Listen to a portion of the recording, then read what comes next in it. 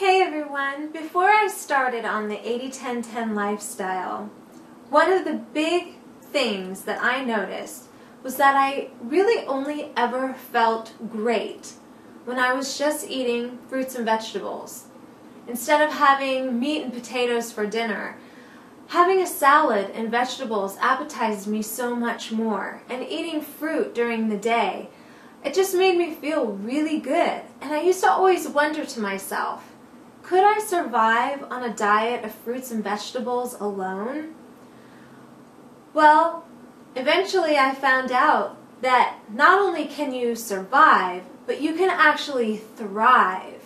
And that's what I've been doing for the last 4 years. It's amazing to me how many people look at you funny when you tell them that's all that you eat is fruits and vegetables. So there's a big misconception out there. And I know a lot of people were just like me, wondering, could I survive on fruits and vegetables alone? I used to tell my husband, if I could just eat fruits and vegetables only, I'd be so happy. I'd feel so much better. So I was so grateful when I found the 80-10-10 diet. But I know a lot of you are still wondering, well, how is this possible? How can we survive on just fruits and vegetables alone? So one of the things I want to point out to you is, think back to when the first humans were here on Earth. And there was no factories, there was no grocery stores, there was no processed foods, there were no cooked foods, and all you had was nature. So you're standing out in nature, and you're walking through a forest or a jungle or wherever you are, and you have two options. You have animals running wild, flying, swimming, and you have fruits. Mainly fruits hanging from trees or berries on vines. And when you think about it, if you're out in nature and you're hungry, what's going to appetize you? If you see a bird or a duck or a fish swimming in the river, are you going to salivate over that? Or when you see a mango hanging from a tree like this, and it's there and it's with its beautiful color, first of all, it's got this beautiful color. It fits really great in your hand. You can just reach up and pull it off the tree. It smells amazing. And honestly, if you pulled this off a tree and you smelled it, my mouth is already starting to water. You're going to start salivating because your body's like, ooh, that's appetizing. That looks good to me. I want that. So now you have the fingernails and the teeth to be able to pull the skin off of this mango, or let's say banana. You have a banana, it fits firmly in your hand. You can easily pull it open with your hands and start eating it.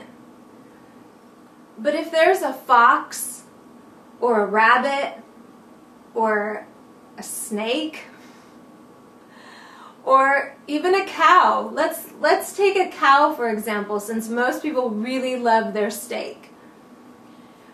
If you see a cow in a field, do you have the internal instinct, the desire to go after that cow and bite into it, skin and all? And is that going to taste good to you? Is that going to be appetizing to you? No. The mere thought of it just honestly makes anyone want to gag. That's just really gross. But if you're hungry and you see fruit hanging from a tree, I mean, you can just smell orange blossoms. And you know that orange season is coming, and just the blossoms alone smell so amazing and so fragrant. But when that fruit is there, it's hanging on the tree, and the smell of it just smells so intoxicating. and then you break it open, you pull the skin off of the fruit, and then you really get a smell of the fruit, and you get the juices flowing down your hand, and you bite into it. It's heavenly. And just thinking about it, thinking about those juices, thinking about how sweet it is, and how sweet and tart it can be sometimes, and how just delectable it can be. It's like, wow. And that gets your saliva going, that gets your stomach acids churning. But to think about that in terms of eating a cow or going and grabbing a fish out of the water, if you're lucky enough to be able to catch it with your hands, are you going to bite the head off of it? Are you going to enjoy eating that? The scales, I'm not even going to go into it because it's really gross, and it's just grossing me out thinking about it. But that's not our instincts. And we don't have the claws, we don't have the teeth, we don't have the stomach acids, and we definitely don't have the digestive system for digesting animals or animal products. All of the meat eaters in the wild, they all have very short digestive tracts. They all have sharp, sharp claws, fangs to be able to bite into their food, and they have completely different digestive systems than we do. And our digestive systems are very close to herbivores and frugivores in the wild.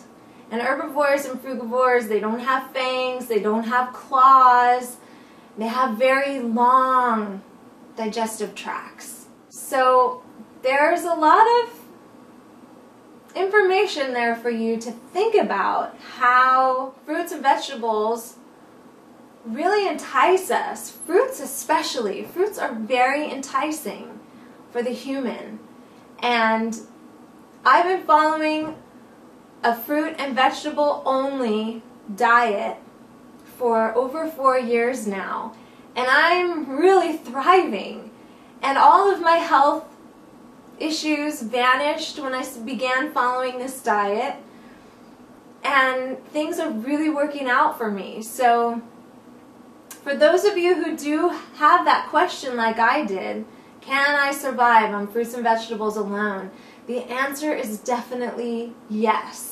Not only can you survive, but you can thrive. If you get a chance to do some more research on a low-fat raw vegan diet, check out the 80-10-10 diet, read the book, the 80-10-10 diet by Dr. Graham, and do your research. You will find that people are thriving on fruits and vegetables alone. I hope this video has helped to give you some reassurance about eating fruits and vegetables. And it's really important that you consume enough calories in fruits and vegetables, the same amount of calories that you would eat on a cooked food diet, which means you get to eat a lot more. So if you really like eating, then you'll really enjoy eating this way. And there's an abundance of variety. You can never, ever feel bored eating fruits and vegetables. So give it a try and see how your life changes for the better. Thanks for watching, and I'll see you next time.